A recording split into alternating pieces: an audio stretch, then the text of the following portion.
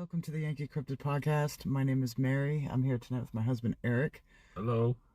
Hello, Eric. How are you doing tonight? I'm good. How are you? I'm doing excellent. Awesome. So we're on location in the van. The van. In southern Vermont. We've been talking about hauntings and experiences we've had recently and or over the years, and we started talking about our Gettysburg story over Thanksgiving dinner. And I wanted to finally get it on the record because we have quite the story. I said in the our first episode that I do want to cover ghosts and hauntings because while those may not be cryptids technically, I think it's something that I'm very interested in that I want to cover. You agree? I agree too. I mean, we have plenty of ghost stories, so. Oh yeah. All right. But let's stick with Gettysburg because there's nothing else. Our first trip together to Gettysburg was just out of this fucking world. Oh yeah. So, it is New Year's Eve, 2013, and we are taking our first long trip together, like at the beginning of our relationship. Yep, that was our first long trip. You had gone to Gettysburg a few times. I've been to Gettysburg quite a few times, actually. Yeah, so I'd never been. It was a little bit of a hike, but anyway, we were hoping to make it for the ball dropping, but we missed that. And I remember pulling over at a gas station to watch the ball drop on the way, and we were still like half an hour outside of Gettysburg. We finally get into town, maybe 1 o'clock in the morning, give or take, and it's kind of a ghost town, no pun intended, but we managed to get a room at the Gettysburg Hotel, right in town, right on the square there. Of course, I hear all about how Gettysburg is haunted, and we go to this Gettysburg Hotel, which is a historic building. It's actually supposed to be haunted, too. Yeah, it's supposed to be haunted, and one thing did happen. I think you took a shower. There was a handprint on the mirror, and it wasn't yours. No, that wasn't mine. Yeah, I do have a picture of it floating around somewhere. I'd have to dig it out. That was a little odd, but I also know that if you put, like, shaving cream on a mirror, it will stick, you know, or like it'll always show up in that shape, you know. So that's one of those like on the fence things where it could have been supernatural, may not have been supernatural. So we actually slept fine that night, if I recall. I mean, nice sleep, nice place. Oh, very nice. Everything was fine, no issues other than the handprint. We get up the next morning, we decide to go to the battlefield to breakfast. Which is awesome. That was an awesome place. The Lincoln Diner we went to. Yeah, that place is always good. It was pretty yummy. Yeah. The problem was that we didn't have a place to stay. Like, we didn't have a place for that night. We kind of were like, well, let's just get a move on. Let's go see the battlefield and we'll figure that out later. So, okay, we go driving along and go through some of the monuments and all that. And finally we're like, all right, let's get our shit together here and try to find a place. So we pull over by Reynolds Field, or so it was kind of out of the way. It wasn't, you know, on the main drag of the battlefield auto tour. So we're over there, nobody's there. We're sitting there on our phones trying to figure out where we're gonna go.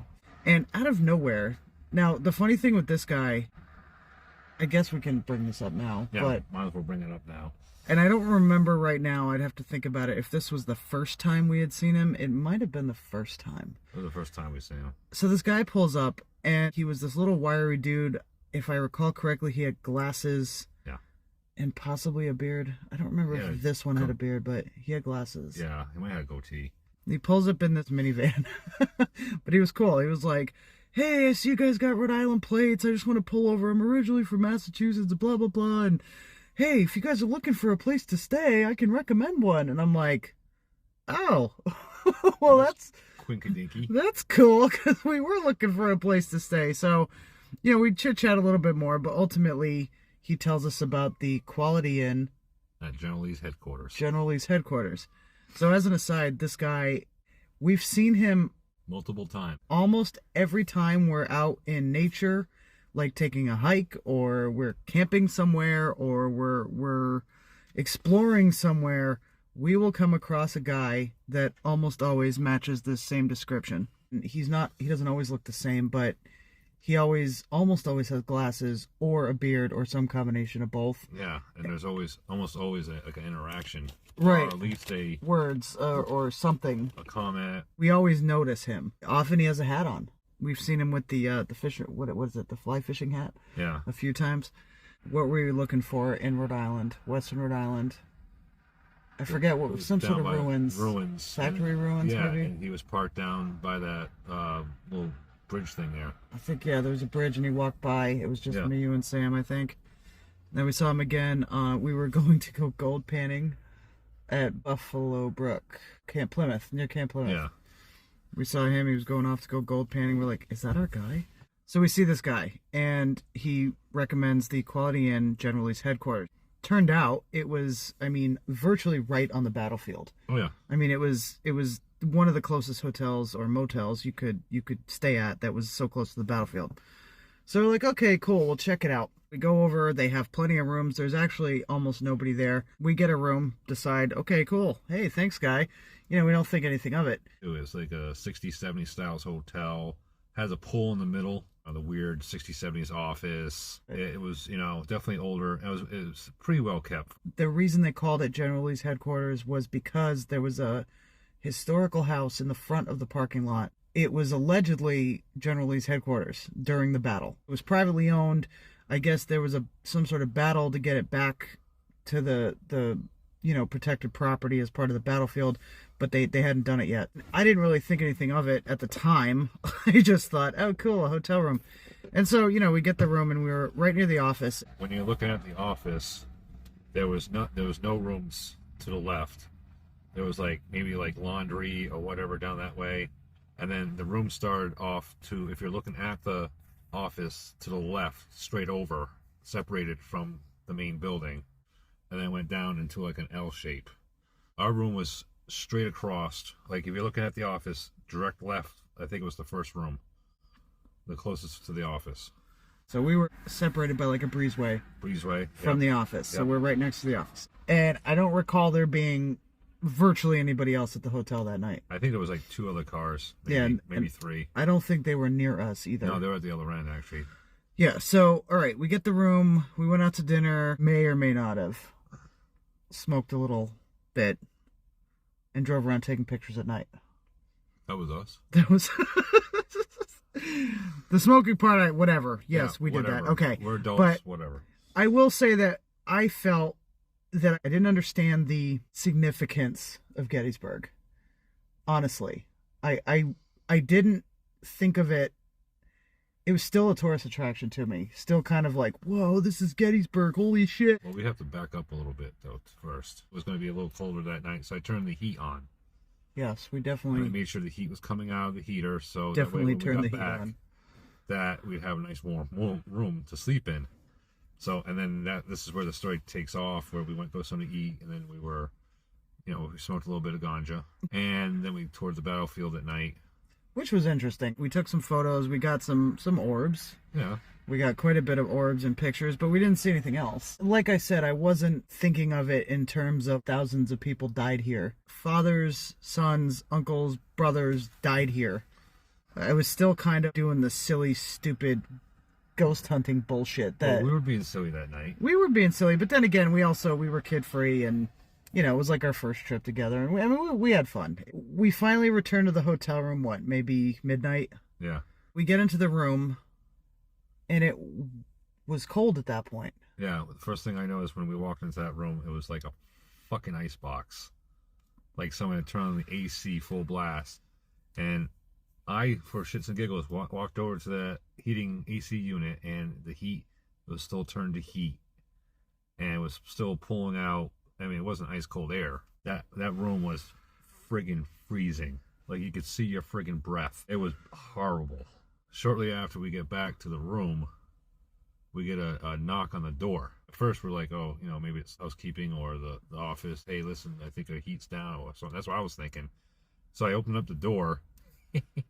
Nobody was there.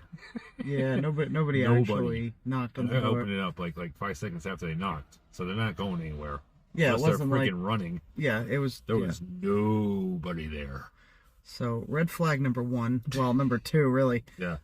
We did try to. We had the laptop, and I remember trying to get pictures from the evening, and we just could not get the pictures loaded from the SD cards. We've had equipment failure in Gettysburg before. Yeah. It's like since then. Yeah. I think our next trip we actually had.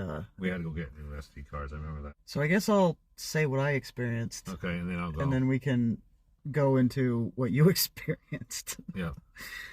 So, all right, let's say we went to bed about 1 o'clock, and the whole night I couldn't sleep. I could sleep, but I wasn't sleeping. I was half awake the whole time. I wasn't actively sleeping. Like, it's hard to describe that. Almost instantly, I started hearing noises. It started with like a knocking in the wall. I brushed it off. I assumed it was probably the heat or something, but it continued the entire night. I also then heard heavy doors shutting, footsteps, or like foot stomping. Like, it sounded like I would hear it in succession all night. Heavy door slams, footsteps going up a stairs, and then foot stomping above us, as if somebody was in a room above us stomping around all freaking night. So this continued. It just continued. I was afraid to wake up. I was afraid to go to sleep. Like, it was really kind of fucked up, but I was also kind of stuck in that weird place between being awake and asleep, and it was fucking freezing. You were freezing and not awake. Finally, after all of that just kept happening all freaking night, I finally started to hear battle sounds. Legit, like drum and fife, cannon, all of it. It sounded like a fucking battle was going on right outside the room door. I was so mentally jacked up about it. I'm like, okay, this hotel they've got to be fucking with us. Yep, there's no other explanation. Like, they have to have like hidden speakers, and this is what they do. They fuck with guests by playing Gettysburg battle sounds. Like, are you kidding? I mean, I know what I heard. I heard the cannon. I heard the drum. I don't even remember what I was thinking. Just, that's what I fucking heard all night. Morning comes, light comes, and we both woke up, looked at each other, and were like, did you hear that? Yes, I heard that. Oh my God, let's go now. Yeah, let's go. Like, there was no doubt, or, you know. Heard a little bit of the upstairs walking around. I didn't hear any stomping, I don't think. Maybe once or twice. And then I heard the sounds of the battle. But what I heard sounded a little like, not like right next door. It sounded a little bit more distant. Maybe like in the field behind this place. So that continued. And I'm sitting there, you know, when you hear something that you don't recognize and you're trying, you know, especially if you're stoned or something like that, I was trying to determine, am I hearing this because my mind's causing this because I'm stoned, or is it because it's actually happening? We weren't that stoned. No, we weren't. It was pot. It wasn't like you hallucinate on. I don't even fucking know. No. Like, it was just a little, we smoked a little bit. A little bit. Like, we weren't even, and, you know, by the time we got back, I mean, I think I was pretty much over it. You know, I think like, I was pretty much over it. I was just wanting to go to bed because it was so fucking cold in that room. So all these things start continuing, you know, and I'm trying to get over it, blinded out so I could go to sleep, and it just continued. So all of a sudden I started hearing voices, people talking, and then I remember them making fun of me. The main thing I remember one of them saying to me, and you could tell they were like probably Union. They didn't have like a southern accent, and it was just plain as day. One of them says to me, "You think your tattoos are going to save you?" And I'm like, what? Huh? So I'm like, wow, what the fuck? Shortly after that, because I was like trying to brush that off, I'm like, all right, enough is enough. I'm going to sleep. I'm starting to get ready to doze off, and I'm like, all right, I'm just going to phase it out. It's fine. And all of a sudden, I started feeling some pressure on my foot, and it felt like someone holding my foot and squeezing it. Kind of fucking odd. So I'm sitting there thinking, all right, so if there's somebody in the room and they're squeezing my foot, what the fuck do I do? First off, no one's come into the room, so I'm like, they must have been in the room to begin with, which would be impossible without us seeing them. So I didn't want to look down at the end of the bed. No shit. Because I was afraid to see something like I didn't want to see. Or at the worst case scenario, you know, a person in the room where I'm going to have to tear them apart. But finally built up enough confidence to look down there, and there's nobody standing there. And the pressure's still going on. You know, it was pretty hard pressure. It was like an adult male pushing hard on my foot. I'm like, all right, I'm going to switch my feet. So I moved my foot over to the other side and brought my other foot that wasn't being squeezed over there that way. And within a second, the foot that wasn't being squeezed is being squeezed. In the meantime, while this is happening, all the voices are still happening. I couldn't make out half the shit they were saying. The noises of the battlefield, like actual cannons, like, and you think cannon going off, you think, you know, a little bit of a explosion off. You could hear the you could feel it. You could feel it, yeah. Like it was fucking happening. Right there. And the footsteps above us, I'm like, I've dismissed that. It's like, all right, someone above us is walking around. I know they're pissing me off right now because I'm trying to sleep. But that can happen in a hotel. That can happen if someone is above you. And I'm thinking, well, maybe they're playing TV up there. They're playing Gettysburg or something like that. And that could be explainable, too. So that's kind of how I got to sleep, trying to make everything explainable. Like the foot thing, I'm thinking, all right, maybe it's a cramp in my foot. I don't know. I mean, because it's so cold, it's cramping. So we get to the point where we wake up in the morning. We both said to each other, did you hear that? And we both were like, yep. All right, time to fucking leave. So I said, wait, hold on a second. I want to see the layout of the hotel. And then when I realized, when I looked at the layout of the hotel, is that there was no rooms above us. There was no second floor. There's no second floor. There's There's no a crawl second space that maybe if you're like a midget, you could maybe stand up, maybe. but probably not. There's a little peaked roof. Yeah, a little peak roof, maybe a foot and a half There's tall. no second floor. There's even no half floor. Like, it wasn't... No, there was no second floor. And also no stairs. No, there's no stairs. Because there's no second floor. There's no... At that point, we're like, yeah, it's time to fucking get out of here. Like, whatever we just fucking experienced is fucking holy hell. So we get to, We're, I think you got... throwing shit in the bag. Yeah, we just throwing everything. Putting everything, like, Time in to go. the car. And I think you went and sat in the car, and I went to go check out. And they're like, oh, checking out? I'm like, yeah, time to leave. And I said something, she said something to me, oh, how was your night? I'm like, oh, it was pretty amazing. A lot of shit going on. And she goes, oh, that's odd. And so then the manager comes over, and he goes, oh, what room are you in? And I told him. He's like, oh, that's weird, because we usually don't have anything from that room. It's usually the ones down the way. I'm like, what? All the hauntings usually occur on the other side of the property. So we leave. Oh, okay. Quite quickly. What? So we get to, I forgot when I noticed it. I think I didn't notice it until we got back home. The foot? The foot. Yeah, it was later. It wasn't later, then. yeah. It was, I think, when we got home. Got home, I took off my sock, and I noticed the foot that was originally being squeezed or pressed or whatever had a perfectly thumbprint on my top of my foot. That was a bruise. Bruise lasted over a year. Not go away. It didn't go away. It was like a mark. There was no mark on the other foot. So that was kind of weird, but that one foot, and I'm like, well, that definitely wasn't a foot cramp. No kidding. That was like someone had squeezed my foot enough to leave their thumbprint bruise on my top of my foot. Yeah, that was a mark. That was nuts. Yep. We drove home. Oh yeah. We were kind of in a daze. I mean, just thinking about it the entire time. We were driving home. It ended up being a blizzard. Yep. We drove back to Rhode Island in a blizzard. So we're already kind of just fucked up from like not sleeping, and we're driving in a blizzard, but I remember just talking about it the entire way back, like trying to fucking make sense of it. What just freaking happened? We weren't the same. No, not for a long time. I mean, actually, quite honestly, I'll be honest with you, I don't think we've been the same since. Something took something from us. Well, we definitely brought something back with us. Yeah. I definitely noticed a like increase in like I'd see things out of the corner of my eye constantly. Yeah. Like cleaning up the bedroom one night and just constantly seeing shit out of the corner of my eye, and I'm like, oh my god, like, all right, we must have carried something back. So we definitely were not right for a long time after that. Yeah. But we were not deterred, because I was kind of like, okay, we're going to figure this shit out and face it and brave it and just figure it out. So the next New Year's, so this was 2014 into 2015. Yep.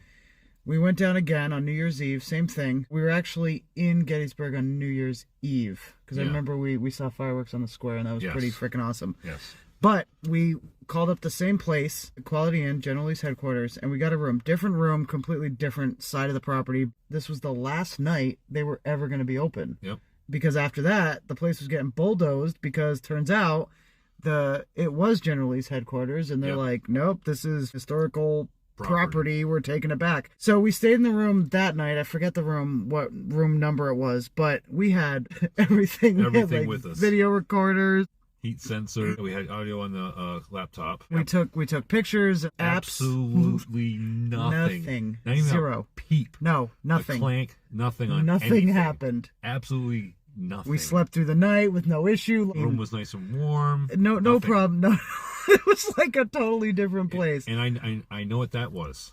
You know what that was? We got there, and the spirits that messed with us before were there, and they said, no, these are people here. Don't fuck with them. They lasted the entire night. I know, right? And they're back, these crazy bastards. Which means something, because they're not Like, scared of us. scared So of them. don't mess with them. And nothing happened. Nothing. Absolutely nothing. No noises. We went through the audio and listened. Nothing. It was a little frustrating, to be honest. I was hoping to hear, "Are your tattoos gonna save you now?" Anything. I mean, just wait till they get back. Okay, so we do that. It was kind of like, you know, I don't know. I was glad we were there because it was kind of like I thought it was like, well, this is some closure and okay, good. Yeah. We ended up 2018. We went on our way to Florida. We stopped in Gettysburg. Actually, we went another time with Sam, and we stayed at the Super 8. That night, I was scared to death. Yeah. I had a lot of trouble sleeping at the Super 8, and the Super 8 is like nowhere near the battlefield. It's like, you know, it's got nothing to do with haunted or anything. No, it's just a Super freaking 8. basic ass Super 8. And I remember that trip, I had a lot of trouble. We had equipment failure that trip too. Yeah. That was the time we bought Sam his Legos and took all the photos and bought new SD cards. Yeah. That was the trip where I got my shoulder touched at the light. What's the light monument there? The Eternal Light. Oh yeah, what's that called? Wait, I should be able to remember this. I know it's the Eternal Light thing for it's fallen soldiers or something. There's a little path near the tree line, and I was with Sam, but Sam was a little bit away from me, and you were elsewhere. I felt a hand on my shoulder, and I thought, oh shit, maybe somebody's walking by. I turn around, nobody's there. I was like, oh fuck. I'll tell you this much: every single trip I've taken to Gettysburg, I've either seen something, gotten a photo of something, or something's happened. Well, legitimately, when they say it's the most haunted place in America, I say believe it, because I don't doubt it at all. Well, I've seen a lot there. Here's the thing: we go back in 2018. Yeah. And we ended up going by the location where the General's headquarters was, and they had completely bulldozed the hotel. It was now open field. They had restored the headquarters, you know, the little building, the house. They had interpretive guides there was a little path, and it was all done up. And so we're like, oh wow, let's stop by and see it, you know, like what's up with this? And turns out one of the plaques over there talks about this being the site of a mass burial or something to that effect. And I'm like, I remember in that moment being so completely fucking stunned, and it all made sense. It felt peaceful then. It felt like, oh yeah, it was returned to where it should be. How can those people have any rest when all day, every day, cars are driving in over them, people are swimming above them, sleeping in there where they used to where they're dead, where they died. Oh, the energy there must have been insane. Imagine those workers working on that field. They must have seen stuff or found stuff. Of course they did. But it makes sense now because I mean, a lot of stuff I'm still trying to, even to this day, some of the stuff that I heard or felt or experienced that night, I still try to make some sense of it because it doesn't make common sense. But in now seeing that there was a burial thing right next to it, like on the grounds, kind of makes sense. But at the same time, it's like your mind tries to make logical sense of the stuff that happened to you. Because it's not normal. I often have trouble sleeping outside of my own bed. Yeah. You know, like in hotels, I often have trouble sleeping, but I don't often experience auditory fucking hallucinations, okay? I will tell you. It's not a thing that I frequently experience. The only other time I experienced audio was at my mom's house. I'm not going to get off on a turn here, but my mom's house, you'd hear like music playing. You'd get touched all the time. You'd hear voices. People walking upstairs in the attic. But I experienced that from day one when I was a little kid, so it probably helped me try to get to sleep because I could phase it out. Yeah.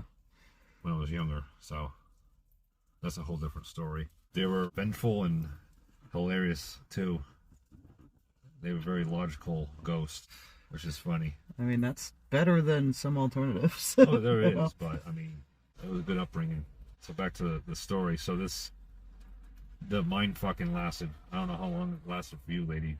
It lasted for me a long time, over a year. It was quite a while, probably about a year. I remember smoking that cigarette out in front of where we lived.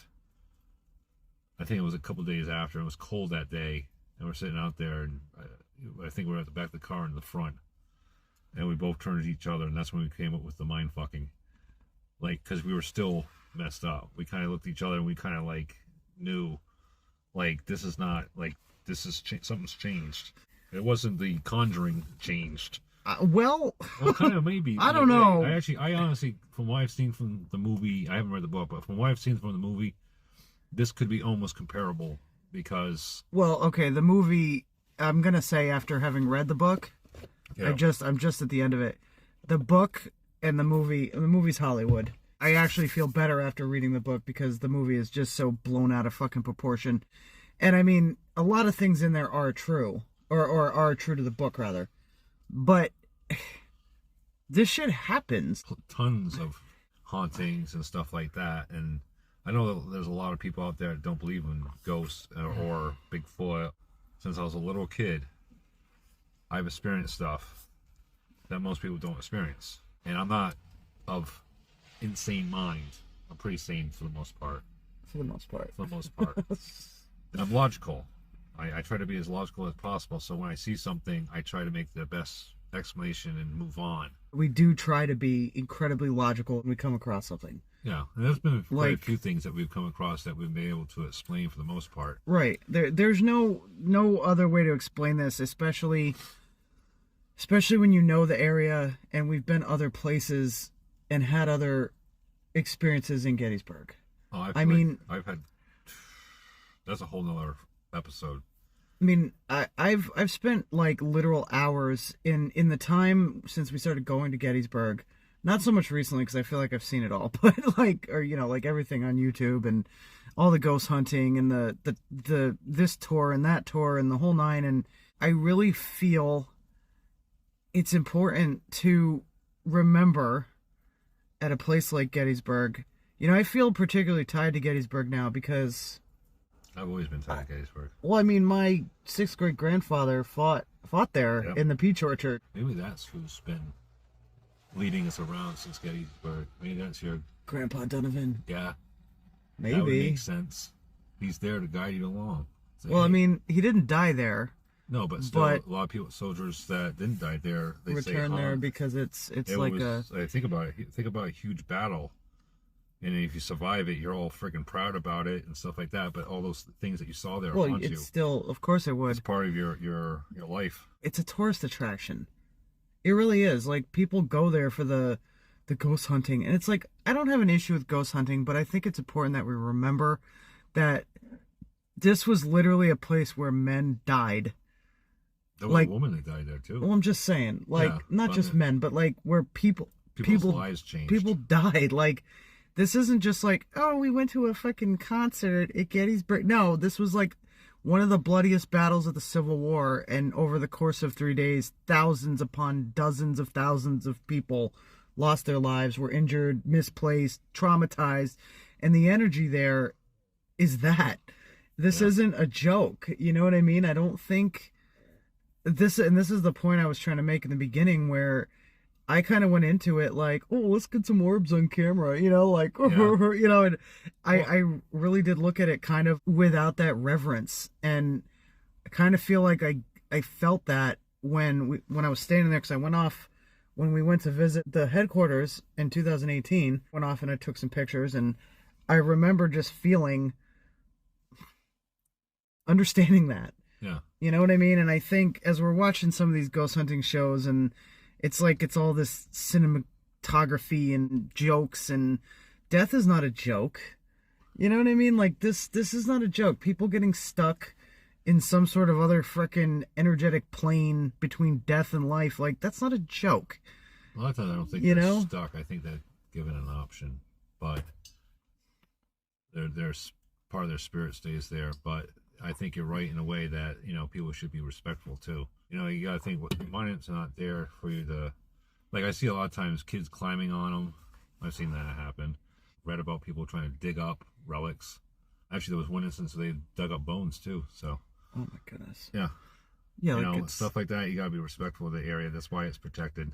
I don't, like you said, I don't mind the ghost hunting part, but be respectful. You know, we experienced what we did probably because we weren't being respectful. I don't think we were being disrespectful, because we didn't do anything disrespectful, but we were goofing around. Yeah, we were goofing around and kind of like, I think first time out without Sam. It was like our first trip together, but at the same time we weren't, you know, we didn't have that. We weren't observing the seriousness of what had occurred here, or there, Yeah. rather. We learned that day. And I don't know. I just think that's pretty key here. Well, if you're gonna go there and try to find ghosts, be respectful first. Then, you know, if it's meant to be, it's meant to be, to see one or Yeah. hear it or whatever.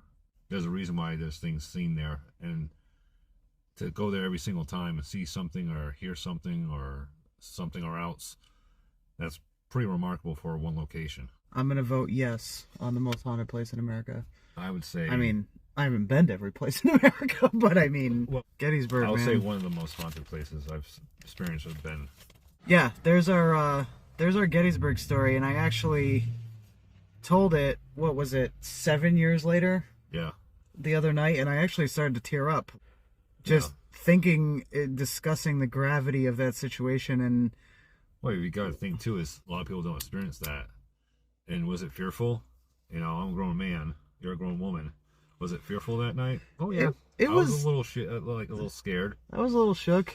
I was definitely like, I'm not gonna freaking deny it. I was a little freaking scared, especially with the foot press. And I'm like, all right, what's next? Thank God nothing touched me, because that would have. We would have been in the I don't car know what I sleeping. would have done.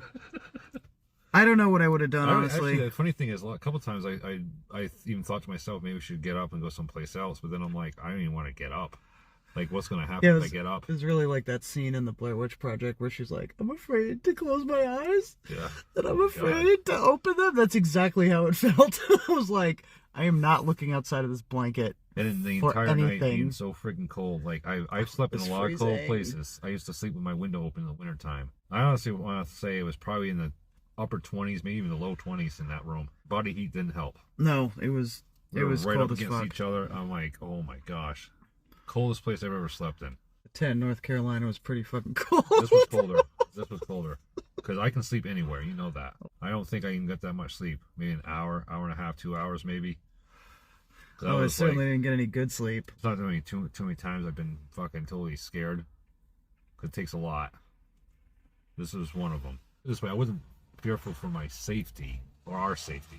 Because that would have been it. We would have been getting up and going. No, I never felt threatened. It was the fear of the unknown. It was just fucking insane. That was insanity. You know? That was a lot of what the fuck. You know, we tell people they don't know the full what happened. A lot of people pass it. Like, you can tell when we tell people it, they kind of not totally listen about it because they think, Well, they probably think we're crazy to an extent. Crazy, I really don't whatever. care. I really don't care. I know what I heard. Well, we experienced the same thing for the most part. And So we weren't talking through the night. I mean, I didn't even realize you were like awake. You probably didn't I was. realize I was awake. We were both going through the same thing without, knowing it. That's what got me in the morning. And I knew I wasn't crazy when I turned to you and we both said, "Did you hear that?" Yep. I knew in that moment for sure that I hadn't imagined it. Nope, time to leave. Holy fuck! Battle sounds in the middle of the night. All right, so that's our Gettysburg story. I'm gonna close with saying, let's see, one closing sentence is that I hope that those souls have found their way to God. Now, your closing thought. My closing thought is, I hope that people play respect when they visit the battlefield and understand what happened there, and not just be, the average tourist that, that's stupid stuff. I think that's the most important thing, is to respect it. Pretty clean. I do want to add, if you haven't been to Gettysburg, you should go. You need to go.